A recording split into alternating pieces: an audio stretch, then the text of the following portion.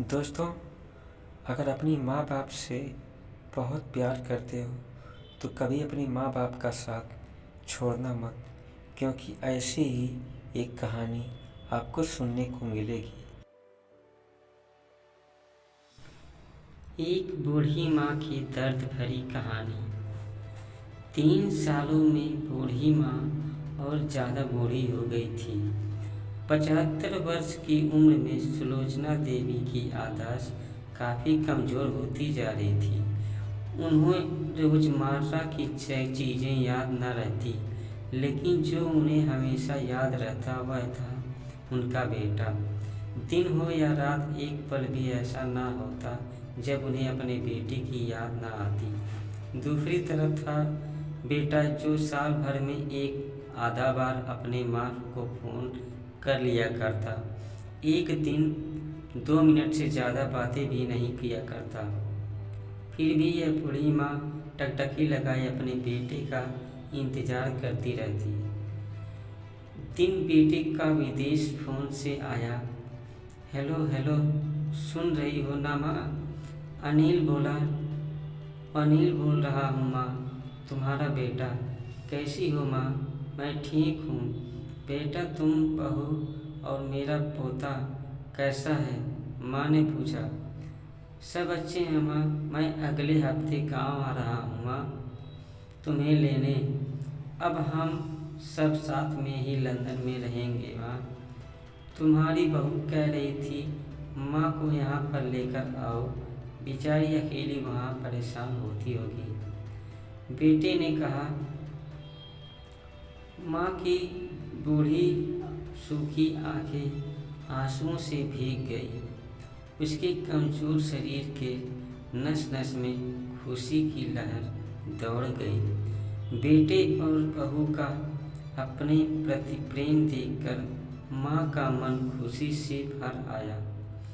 बेटे ने आगे कहा, माँ तैयार रहना माँ, मुझे ज़्यादा दिन छुट्टियाँ नहीं हैं। जिससे जितने पैसे लेने हैं लेकर रखना, तब तक मैं प्रॉपर्टी डीलर से बात कर लेता हूँ। घर के लिए माँ ने पूछा। हाँ माँ, गांव का घर हमें बेच देना पड़ेगा। अब हम साथ में ही रहने वाले हैं, तो वहाँ पर घर रखने का कोई मतलब ही नहीं है। माँ बेटे ने कहा। बुढ़ापे की वजह से ठीक से चलने में असक्षम माँ न पूरे मोहल्ले में घूम घूम कर अपनी इस खुशखबरी को सबको सुनाया। सभी को खुशी हुई। सबको लगा माँ जी की आखिरी दिन अपने परिवार के साथ खुशी से बीत जाएंगे। घर वापस आकर माँ ने अपने घर के कोने कोने को ऐसा देखा जैसे वह अपने दूसरे बेटे को देख रही। देखो भी क्यों ना, उस घर को अपने बेटे से कम थोड़ी समझता था। अपने पति के साथ 4 साल यहीं तो बिताए थे, लेकिन अब मजबूर भी बुढ़ापे के आखिरी साल बेटे और बहू के साथ बिताना चाहती थी। दिल पर पत्थर रखकर घर बेचने के लिए माँ तैयार हो गई। आनन फानन में बेटे ने घर को आधे दामों पर बेच दिया। माँ ने ज़्यादा नहीं, लेकिन जिन चीज़ों से दिल लगा था उन चीज़ों को समेटा और बेटे के साथ टैक्सी में बैठकर एयरपोर्ट के लिए निकल गई। एयरपोर्ट पर आकर बेटे ने माँ से कहा, माँ तुम यहाँ बेंच पर बैठो, मैं सामान और बोर्डिंग पास की जांच करा कर आता हूँ। वहाँ वक्त लगता है और खड़ा रहना पड़ता है, तुम्हें तकलीफ़ होगी, तुम यहीं आराम करो। मैं यूँ गया और यूँ आया। माँ बेंच पर बैठी गई और बेटा अंदर चला गया। काफ़ी समय हो गया, बेटा वापस नहीं आया। माँ सोचने लगी, ज़्यादा भीड़ होगी इसलिए देर लग रहा होगा। अंधेरा होने को आया, अब तो लोगों की चहलकदमी भी कम होने लगी। माँ को अब चिंता होने लगी।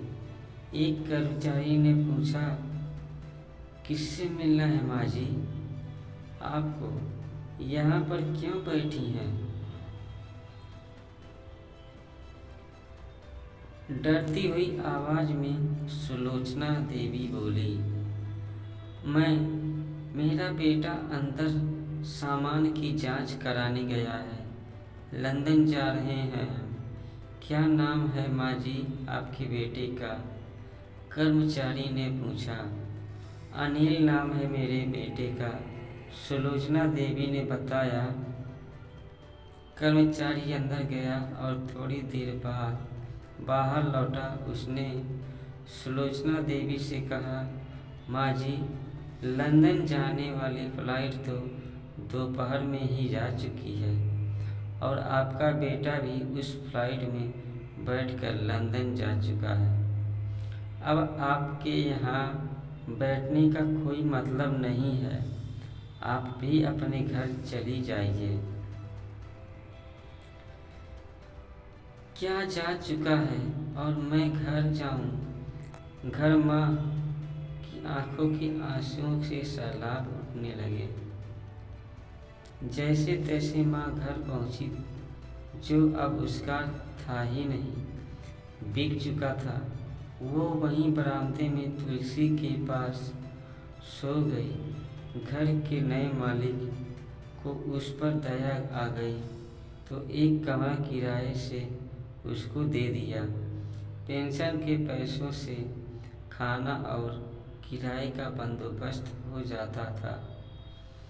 दिन बीतने लगे।